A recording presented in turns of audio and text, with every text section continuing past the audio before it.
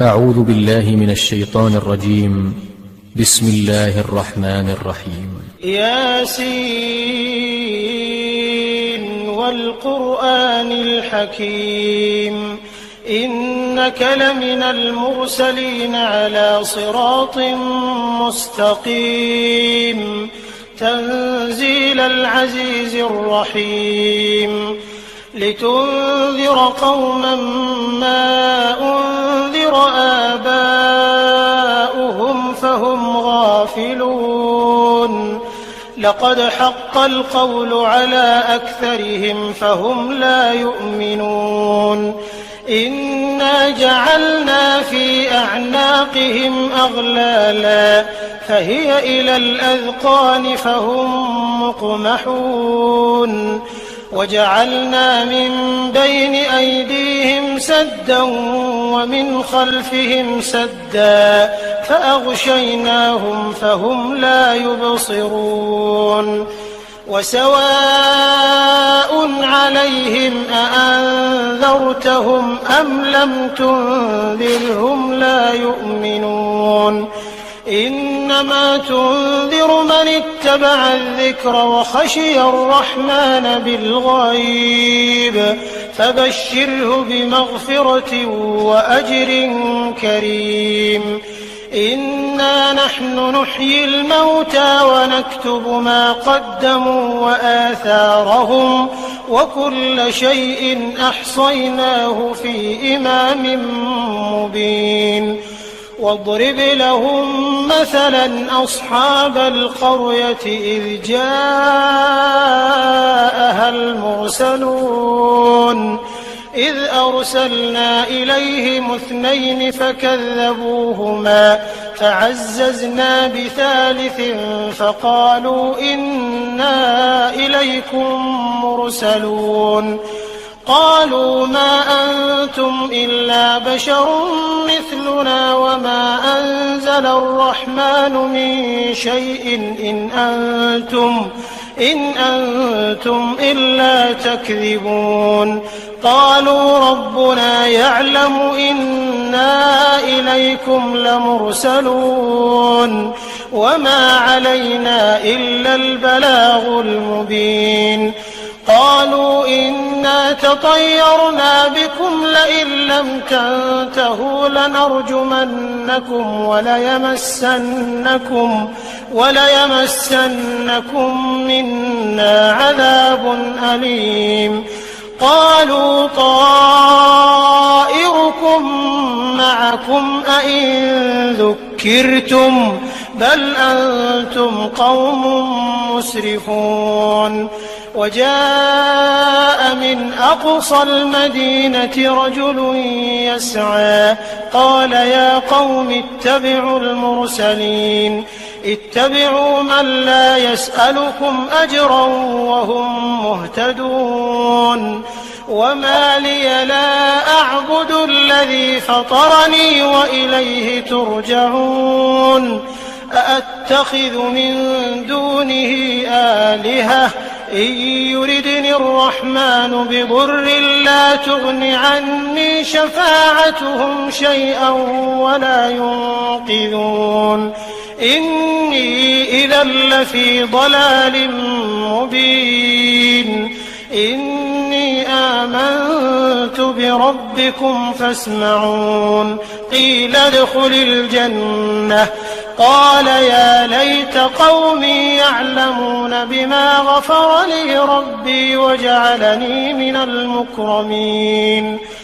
وما أنزلنا على قومه من بعده من جند من السماء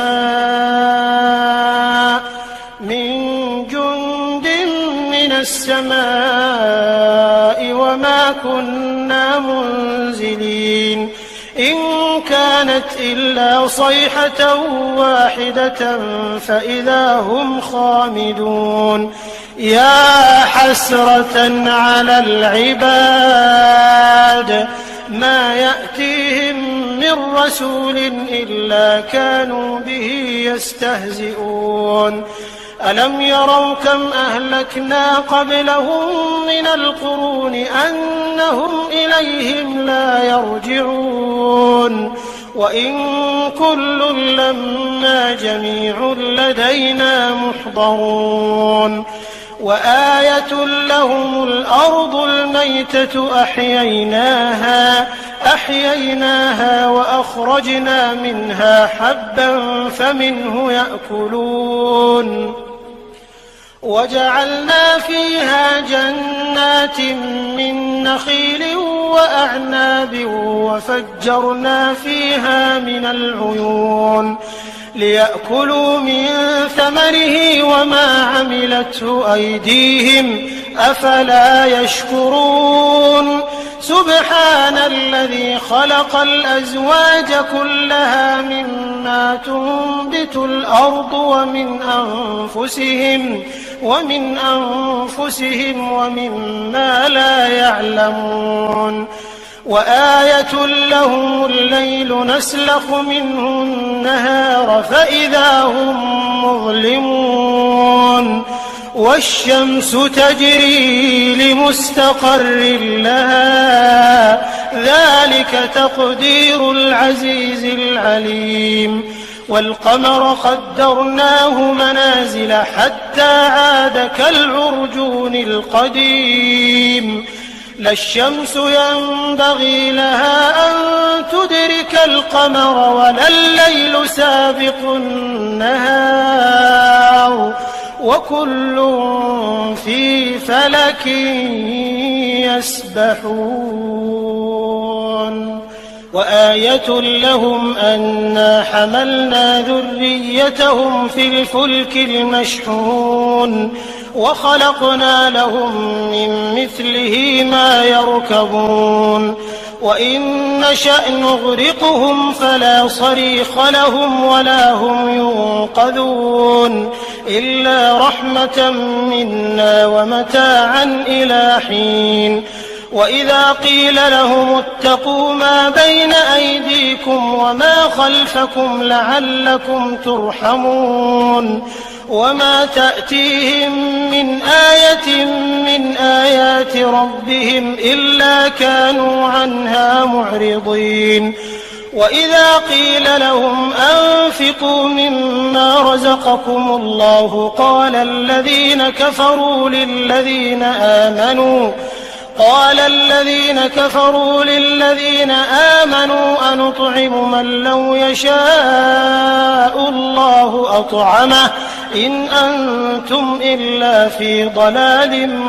مبين ويقولون متى هذا الوعد إن كنتم صادقين ما ينظرون إلا صيحة واحدة تأخذهم وهم يخصمون فلا يستطيعون توصية ولا إلى أهلهم يرجعون ونفخ في الصور فإذا هم من الأجداث إلى ربهم ينسلون قالوا يا ويلنا من بعثنا من مرقدنا هذا ما وعد الرحمن وصدق المرسلون إن كانت إلا صيحة واحدة فإذا هم جميع لدينا محضرون فاليوم لا تظلم نفس شيئا ولا تجزون إلا ما كنتم تعملون إن أصحاب الجنة اليوم في شغل فاكهون هم وأزواجهم في ظلال على الأرائك متكئون لهم فيها فاكهة ولهم ما يدعون سلام قولا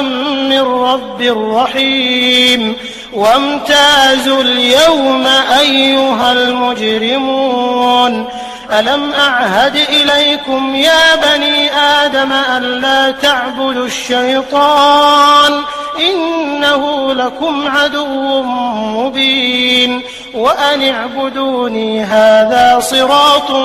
مستقيم ولقد أضل منكم جبلا كثيرا أفلم تكونوا تعقلون هذه جهنم التي كنتم توعدون اصلوها اليوم بما كنتم تكفرون اليوم نختم على أفواههم وتكلمنا أيديهم وتشهد أرجلهم بما كانوا يكسبون ولو نشاء لطمسنا على أعينهم فاستبقوا الصراط فأنى يبصرون ولو نشاء لمسخناهم على مكانتهم فما استطاعوا مضيا ولا يرجعون ومن نعمره ننكسه في الخلق أفلا يعقلون وما علمناه الشعر وما ينبغي له إن هو إلا ذكر وقرآن مبين لينذر من كان حيا ويحق القول على الكافرين أولم يروا أنا خلقنا لهم مما عملت أيدينا أنعاما فهم لها مالكون وذللناها لهم فمنها ركوبهم ومنها يأكلون ولهم فيها منافع ومشارب أفلا يشكرون واتخذوا من دون الله آلهة لعلهم ينصرون لا يستطيعون نصرهم وهم لهم جند محضرون فلا يحزنك قولهم إنا نعلم ما يسرون وما يعلنون أولم ير الإنسان أنا خلقناه من نطفة فإذا هو خصيم مبين وضرب لنا مثلا ونسي خلقه قال من يحيي العظام وهي رميم قل يحييها الذي أنشأها أول مرة وهو بكل خلق عليم الذي جعل لكم من الشجر الأخضر نارا فإذا أنتم منه توقدون أوليس الذي خلق السماوات والأرض بقادر على أن يخلق مثلهم بلى وهو الخلاق العليم إنما أمره إذا أراد شيئا أن يقول له كن فيكون فسبحان الذي بيده ملكوت كل شيء وإليه ترجعون بسم الله الرحمن الرحيم إذا وقعت الواقعة ليس لوقعتها كاذبة خافضة رافعة إذا رجت الأرض رجا وبست الجبال بسا فكانت هباء منبثا وكنتم أزواجا ثلاثة فأصحاب الميمنة ما أصحاب الميمنة وأصحاب المشأمة ما أصحاب المشأمة والسابقون السابقون أولئك المقربون في جنات النعيم ثلة من الأولين وقليل من الآخرين على سرر موضونة متكئين عليها متقابلين يطوف عليهم ولدان مخلدون بأكواب وأباريق وكأس من معين لا يصدعون عنها ولا ينزفون وفاكهة مما يتخيرون ولحم طير مما مما يشتهون وحور عين كأمثال اللؤلؤ المكنون جزاء بما كانوا يعملون لا يسمعون فيها لغوا ولا تأثيما إلا قيلا سلاما سلاما وأصحاب اليمين ما أصحاب اليمين في سدر مخضود وطلح منضود وظل ممدود وماء مسكوب وفاكهة كثيرة لا مقطوعة ولا ممنوعة وفرش مرفوعة إنا أنشأناهن إنشاء فجعلناهن أبكارا عربا أترابا لأصحاب اليمين ثلة من الأولين وثلة من الآخرين وأصحاب الشمال ما أصحاب الشمال في سموم وحميم وظل من يحموم لا بارد ولا كريم إنهم كانوا قبل ذلك مترفين وكانوا يصرون على الحنث العظيم وكانوا يقولون أئذا متنا وكنا ترابا وعظاما أئنا لمبعوثون أو آباؤنا الأولون قل إن الأولين والآخرين لمجموعون إلى ميقات يوم معلوم ثم إنكم أيها الضالون المكذبون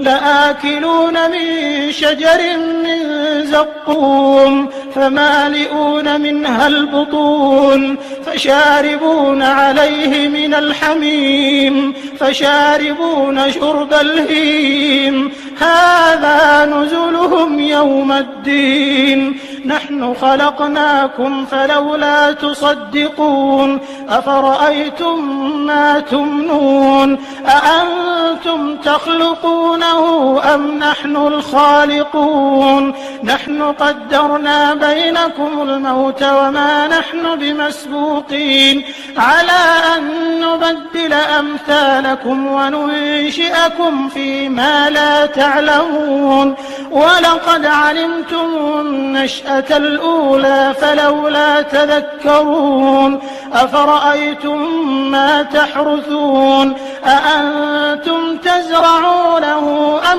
نحن الزارعون لو نشاء لجعلناه حطاما فظلتم تفكهون إنا لمغرمون بل نحن محرومون أفرأيتم الماء الذي تشربون أأنتم أنزلتموه من المزن أم نحن المنزلون لو نشاء جعلناه أجاجا فلولا تشكرون أفرأيتم النار التي تورون أأنتم أنشأتم شجرتها أم نحن المنشئون نحن جعلناها تذكرة ومتاعا للمقوين فسبح باسم ربك العظيم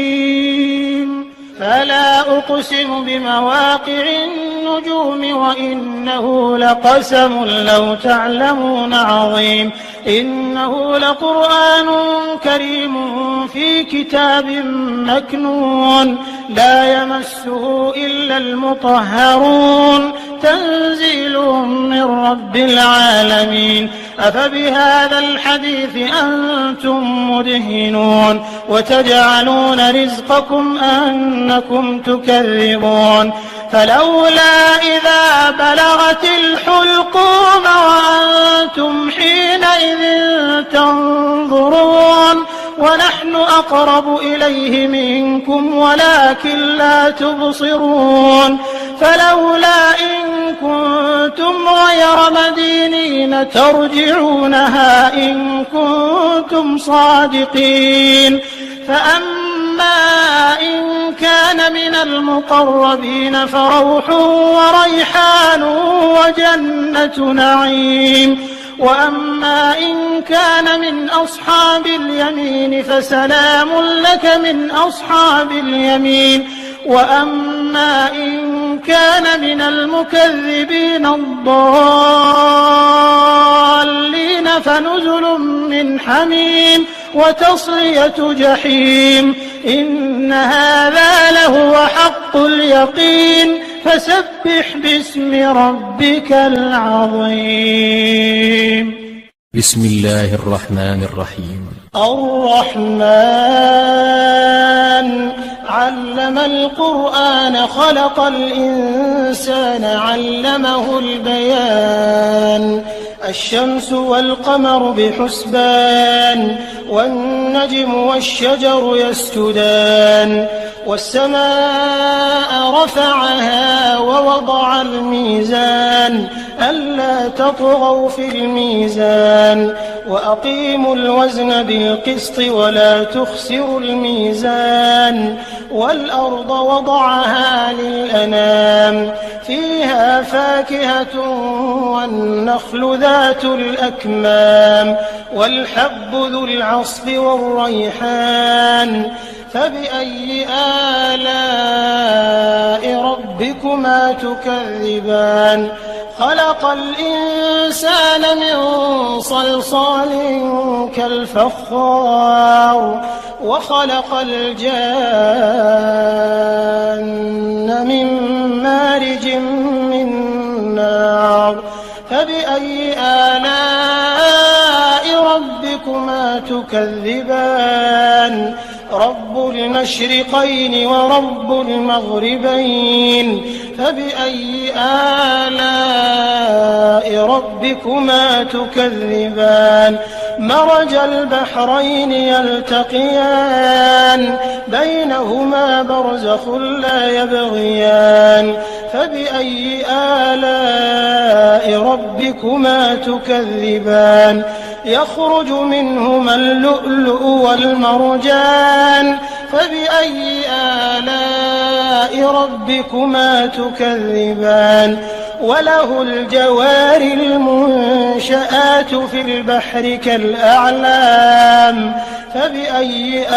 آلاء ربكما تكذبان. كل من عليها فان ويبقى وجه ربك ذو الجلال والإكرام. فبأي آلاء ربكما تكذبان. يسأله من في السماوات والأرض كل يوم هو في شأن. فبأي آلاء ربكما تكذبان. سنفرغ لكم أيها الثقلان. فبأي آلاء ربكما تكذبان. يا معشر الجن والإنس إن استطعتم أن تنفذوا من أقطار السماوات والأرض فانفذوا لا تنفذون إلا بسلطان. فبأي آلاء ربكما تكذبان. يرسل عليكما شواظ من نار ونحاس فلا تنتصران. فبأي آلاء ربكما تكذبان. فإذا انشقت السماء فكانت وردة كالدهان. فبأي آلاء ربكما تكذبان. فيومئذ لا يسأل عن ذنبه إنس ولا جان.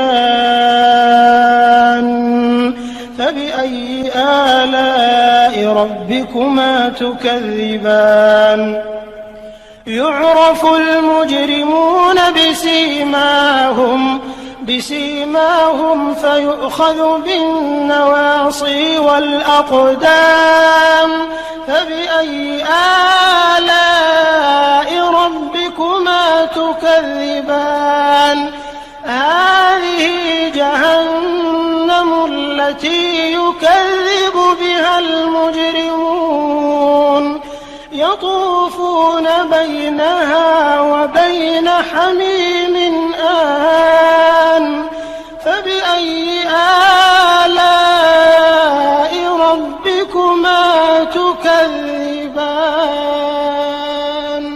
ولمن خاف مقام ربه جنتان فبأي آلاء ربكما تكذبان ذواتا أفنان فبأي آلاء ربكما تكذبان فيهما عينان تجريان فبأي آلاء ربكما تكذبان فيهما من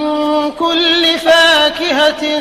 زوجان فبأي آلاء ربكما تكذبان متكئين على فرش بطائنها من استبرق وجنى الجنتين دان فبأي آلاء ربكما تكذبان فيهن قاصرات الطرف لم يطمثهن إنس قبلهم ولا جان فبأي آلاء ربكما تكذبان كأنهن الياقوت والمرجان فبأي آلاء ربكما تكذبان هل جزاء الإحسان إلا الإحسان فبأي آلاء ربكما تكذبان ومن دونهما جنتان فبأي آلاء ربكما تكذبان مدهامتان فبأي آلاء ربكما تكذبان فيهما عينان نضاختان فبأي آلاء ربكما تكذبان فيهما فاكهة ونخل ورمان فبأي آلاء ربكما تكذبان فيهن خيرات حسان فبأي آلاء ربكما تكذبان حور مقصورات في الخيام فبأي آلاء ربكما تكذبان لم يطمثهن إنس قبلهم ولا جان فبأي آلاء ربكما تكذبان متكئين على رفرف خضر وعبقري حسان فبأي آلاء ربكما تكذبان تبارك اسم ربك ذي الجلال والإكرام بسم الله الرحمن الرحيم تبارك الذي بيده الملك وهو على كل شيء قدير الذي خلق الموت والحياة ليبلوكم أيكم أحسن عملا وهو العزيز الغفور الذي خلق 7 سماوات طباقا ما ترى في خلق الرحمن من تفاوت فارجع البصر هل ترى من فطور ثم ارجع البصر كرتين ينقلب إليك البصر خاسئا وهو حسير ولقد زينا السماء الدنيا بمصابيح وجعلناها رجوما للشياطين وأعتدنا لهم عذاب السعير وللذين كفروا بربهم عذاب جهنم وبئس المصير إذا ألقوا فيها سمعوا لها شهيقا وهي تفور تكاد تميز من الغيظ كلما ألقي فيها فوج سألهم خزنتها ألم يأتكم نذير قالوا بلى قد جاءنا نذير فكذبنا وقلنا ما نزل الله من شيء إن أنتم إلا في ضلال كبير وقالوا لو كنا نسمع أو نعقل ما كنا في أصحاب السعير فاعترفوا بذنبهم فسحقا لأصحاب السعير إن الذين يخشون ربهم بالغيب لهم مغفرة وأجر كبير وأسروا قولكم أو اجهروا به إنه عليم بذات الصدور ألا يعلم من خلق وهو اللطيف الخبير هو الذي جعل لكم الأرض ذلولا فامشوا في مناكبها وكلوا من رزقه وإليه النشور أأمنتم من في السماء أن يخسف بكم الأرض فإذا هي تمور أم أمنتم من في السماء أن يرسل عليكم حاصبا فستعلمون كيف نذير ولقد كذب الذين من قبلهم فكيف كان نكير أولم يروا إلى الطير فوقهم صافات ويقبضن ما يمسكهن إلا الرحمن إنه بكل شيء بصير أمن هذا الذي هو جند لكم ينصركم من دون الرحمن إن الكافرون إلا في غرور أمن هذا الذي يرزقكم إن أمسك رزقه بل لجوا في عتو ونفور أفمن يمشي مكبا على وجهه أهدى أمن يمشي سويا على صراط مستقيم قل هو الذي أنشأكم وجعل لكم السمع والأبصار والأفئدة قليلا ما تشكرون قل هو الذي ذرأكم في الأرض وإليه تحشرون ويقولون متى هذا الوعد إن كنتم صادقين قل إنما العلم عند الله وإنما أنا نذير مبين فلما رأوه زلفة سيئت وجوه الذين كفروا وقيل هذا الذي كنتم به تدعون قل أرأيتم إن أهلكني الله ومن معي أو رحمنا فمن يجير الكافرين من عذاب أليم قل هو الرحمن آمنا به وعليه توكلنا فستعلمون من هو في ضلال مبين قل أرأيتم إن أصبح ماؤكم غورا فمن يأتيكم بماء معين أعوذ بالله من الشيطان الرجيم بسم الله الرحمن الرحيم الحمد لله الذي أنزل على عبده الكتاب ولم يجعل له عوجا قيما لينذر بأسا شديدا من لدنه ويبشر المؤمنين الذين يعملون الصالحات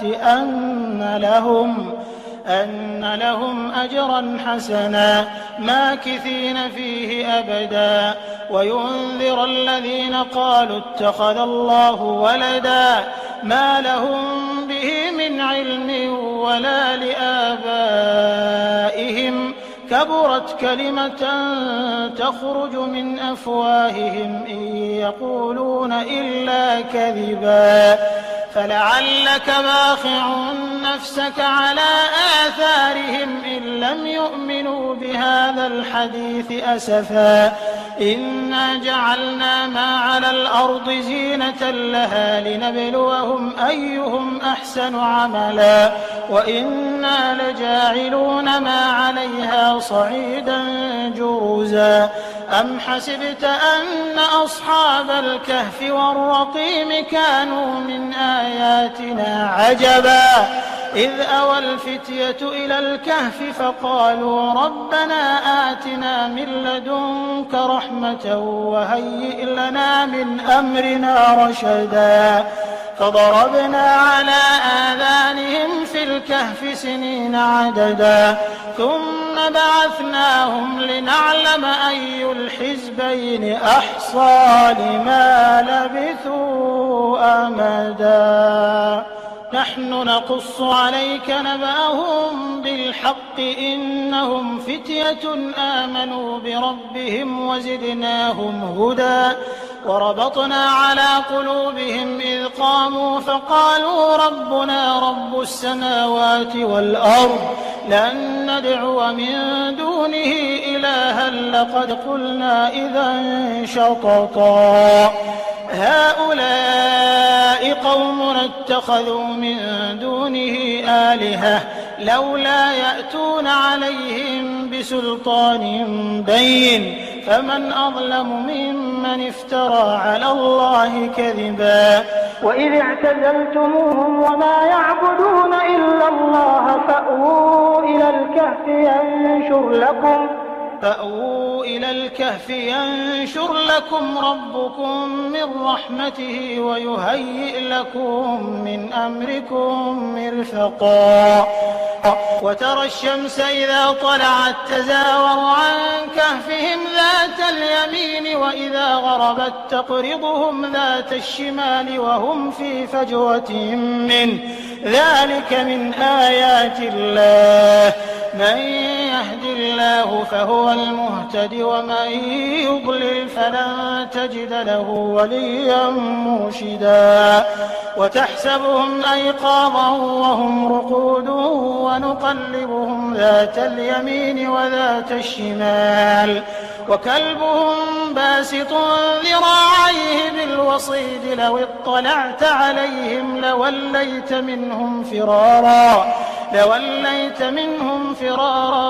ولملئت منهم رعبا وكذلك بعثناهم ليتساءلوا بينهم قال قائل منهم كم لبثتم قالوا لبثنا يوما أو بعض يوم قالوا ربكم أعلم بما لبثتم فابعثوا أحدكم بورقكم هذه إلى المدينة فلينظر أيها أزكى طعاما فليأتكم برزق منه وليتلطف ولا يشعرن بكم أحدا إنهم إن يظهروا عليكم يرجموكم أو يعيدوكم في ملتهم ولن تفلحوا إذا أبدا وكذلك أعثرنا عليهم ليعلموا أن وعد الله حق وأن الساعة لا ريب فيها إذ يتنازعون بينهم أمرهم فقالوا ابنوا عليهم بنيانا ربهم أعلم بهم قال الذين غلبوا على أمرهم لنتخذن عليهم مسجدا سيقولون 3 رابعهم كلبهم ويقولون 5 سادسهم كلبهم رجما بالغيب ويقولون 7 وثامنهم كلبهم قل ربي أعلم بعدتهم ما يعلمهم إلا قليل فلا تمار فيهم إلا مراء ظاهرا ولا تستفت فيهم منهم أحدا ولا تقولن لشيء إني فاعل ذلك غدا إلا أن يشاء الله واذكر ربك إذا نسيت وقل عسى أن يهديني ربي لأقرب من هذا رشدا ولبثوا في كهفهم 300 سنين وازدادوا 9 قل الله أعلم بما لبثوا له غيب السماوات والأرض أبصر به وأسمع ما لهم من دونه من ولي ولا يشرك في حكمه أحدا واتل ما أوحي إليك من كتاب ربك لا مبدل لكلماته ولن تجد من دونه ملتحدا واصبر نفسك مع الذين يدعون ربهم بالغداة والعشي يريدون وجهه ولا تعد عيناك عنهم تريد زينة الحياة الدنيا ولا تطع من أغفلنا قلبه عن ذكرنا واتبع هواه وكان أمره فرطا وقل الحق من ربكم فمن شاء فليؤمن ومن شاء فليكفر إنا أعتدنا للظالمين نارا أحاط بهم سرادقها وإن يستغيثوا يغاثوا بماء كالمهل يشوي الوجوه بئس الشراب وساءت مرتفقا إن الذين آمنوا وعملوا الصالحات إنا لا نضيع أجر من أحسن عملا أولئك لهم جنات عدن تجري من تحتهم الأنهار يحلون فيها من أساور من ذهب ويلبسون ثيابا خضرا من سندس واستبرق متكئين فيها على الأرائك نعم الثواب وحسنت مرتفقا واضرب لهم مثلا الرجلين جعلنا لأحدهما جنتين من أعناب وحففناهما بنخل وجعلنا بينهما زرعا كلتا الجنتين آتت أكلها ولم تظلم منه شيئا وفجرنا خلالهما نهرا وكان له ثمر فقال لصاحبه وهو يحاوره أنا أكثر منك مالا وأعز نفرا ودخل جنته وهو ظالم لنفسه قال ما أظن أن تبيد هذه أبدا وما أظن الساعة قائمة ولئن رددت إلى ربي لأجدن خيرا منها منقلبا قال له صاحبه وهو يحاوره أكفرت بالذي خلقك من تراب ثم من نطفة ثم سواك رجلا لكن هو الله ربي ولا أشرك بربي أحدا ولولا إذ دخلت جنتك قلت ما شاء الله لا قوة إلا بالله إن ترني مالا وولدا فعسى ربي أن يؤتيني خيرا من جنتك ويرسل عليها حسبانا من السماء فتصبح صعيدا زلقا أو يصبح ماؤها غورا فلن تستطيع له طلبا وأحيط بثمره فأصبح يقلب كفيه على ما أنفق فيها وهي خاوية على عروشها ويقول يا ليتني لم أشرك بربي أحدا ولم تكن له فئة ينصرونه من دون الله وما كان منتصرا هنالك الولاية لله الحق هو خير ثوابا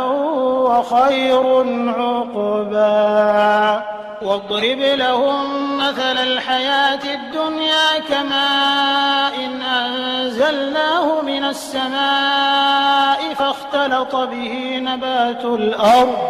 فأصبح هشيما تذروه الرياح وكان الله على كل شيء مقتدرا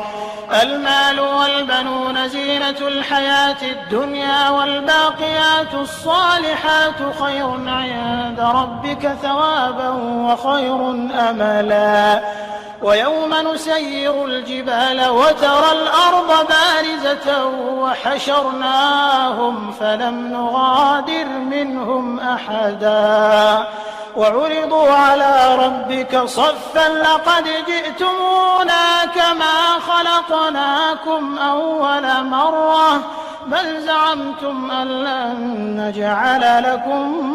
موعدا ووضع الكتاب فترى المجرمين مشفقين مما فيه ويقولون يا ويلتنا ما لهذا الكتاب لا يغادر صغيرة ولا كبيرة إلا أحصاها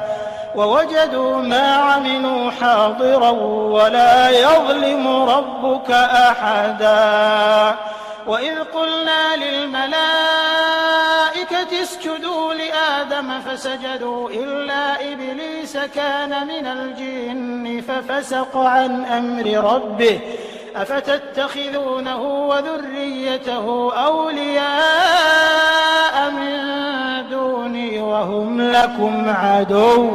بئس للظالمين بدلا ما أشهدتهم خلق السماوات والأرض ولا خلق أنفسهم وما كنت متخذ المضلين عضدا ويوم يقول نادوا شركائي الذين زعمتم فدعوهم فلم يستجيبوا لهم وجعلنا بينهم موبقا ورأى المجرمون النار فظنوا أنهم مواقعوها ولم يجدوا عنها مصرفا ولقد صرفنا في هذا القرآن للناس من كل مثل وكان الإنسان أكثر شيء جدلا وما منع الناس أن يؤمنوا إذ جاءهم الهدى ويستغفروا ربهم إلا أن تأتيهم سنة الأولين أو يأتيهم العذاب قبلا وما نرسل المرسلين إلا مبشرين ومنذرين ويجادل الذين كفروا بالباطل ليدحضوا به الحق واتخذوا آياتي وما أنذروا هزوا ومن أظلم ممن ذكر بآيات ربه فأعرض عنها ونسي ما قدمت يداه إنا جعلنا على قلوبهم أكنة أن يفقهوه وفي آذانهم وقرا وإن تدعهم إلى الهدى فلن يهتدوا إذا أبدا وربك الغفور ذو الرحمة وربك الغفور ذو الرحمة لو يؤاخذهم بما كسبوا لعجل لهم العذاب بل لهم موعد لن يجدوا من دونه موئلا وتلك القرى أهلكناهم لما ظلموا وجعلنا لمهلكهم موعدا وإذ قال موسى لفتاه لا أبرح حتى أبلغ مجمع البحرين أو أمضي حقبا فلما بلغا مجمع بينهما نسيا حوتهما فاتخذ سبيله في البحر سربا فلما جاوزا قال لفتاه آتنا غداءنا لقد لقينا من سفرنا هذا نصبا قال أرأيت إذ أوينا إلى الصخرة فإني نسيت الحوت وما أنسانيه إلا الشيطان أن أذكره واتخذ سبيله في البحر عجبا قال ذلك ما كنا نبغ فارتدا على آثارهما قصصا فوجدا عبدا من عبادنا آتيناه رحمة من عندنا وعلمناه من لدنا علما قال له موسى هل أتبعك على أن تعلمني مما علمت رشدا قال إنك لن تستطيع معي صبرا وكيف تصبر على ما لم تحط به خبرا قال ستجدني إن شاء الله صابرا ولا أعصي لك أمرا قال فإن اتبعتني فلا تسألني عن شيء حتى أحدث لك منه ذكرا فانطلقا حتى إذا ركبا في السفينة خرقها قال أخرقتها لتغرق أهلها لقد جئت شيئا إمرا قال ألم أقل إنك لن تستطيع معي صبرا قال لا تؤاخذني بما نسيت ولا ترهقني من أمري عسرا فانطلقا حتى إذا لقيا غلاما فقتله قال أقتلت نفسا زكية بغير نفس لقد جئت شيئا نكرا قال ألم أقل لك إنك لن تستطيع معي صبرا قال إن سألتك عن شيء بعدها فلا تصاحبني قد بلغت من لدني عذرا فانطلقا حتى إذا أتيا أهل قرية استطعما أهلها فأبوا أن يضيفوهما فوجدا فيها جدارا يريد أن ينقض فأقامه قال لو شئت لاتخذت عليه أجرا قال هذا فراق بيني وبينك سأنبئك بتأويل ما لم تستطع عليه صبرا أما السفينة فكانت لمساكين يعملون في البحر فأردت أن أعيبها وكان وراءهم ملك يأخذ كل سفينة غصبا وأما الغلام فكان أبواه مؤمنين فخشينا أن يرهقهما طغيانا وكفرا فأردنا أن يبدلهما ربهما خيرا منه زكاة وأقرب رحما وأما الجدار فكان لغلامين يتيمين في المدينة وكان تحته كنز لهما وكان أبوهما صالحا فأراد ربك أن يبلغا أشدهما ويستخرجا كنزهما رحمة من ربك وما فعلته عن أمري ذلك تأويل ما لم تسطع عليه صبرا ويسألونك عن ذي القرنين قل سأتلو عليكم منه ذكرا إنا مكنا له في الأرض وآتيناه من كل شيء سببا فأتبع سببا حتى إذا بلغ مغرب الشمس وجدها تغرب في عين حمئة ووجد عندها قوما قلنا يا ذا القرنين إما أن تعذب وإما أن تتخذ فيهم حسنا قال أما من ظلم فسوف نعذبه ثم يرد إلى ربه فيعذبه عذابا نكرا وأما من آمن وعمل صالحا فله جزاء الحسنى وسنقول له من أمرنا يسرا ثم أتبع سببا حتى إذا بلغ مطلع الشمس وجدها تطلع على قوم لم نجعل لهم من دونها سترا كذلك وقد أحطنا بما لديه خبرا ثم أتبع سببا حتى إذا بلغ بين السدين وجد من دونهما قوما لا يكادون يفقهون قولا قالوا يا ذا القرنين إن يأجوج ومأجوج مفسدون في الأرض فهل نجعل لك خرجا على أن تجعل بيننا وبينهم سدا قال ما مكني فيه ربي خير فأعينوني بقوة أجعل بينكم وبينهم ردما آتوني زبر الحديد حتى إذا ساوى بين الصدفين قال انفخوا حتى إذا جعله نارا قال آتوني أفرغ عليه قطرا فما استطاعوا أن يظهروه وما استطاعوا له نقبا قال هذا رحمة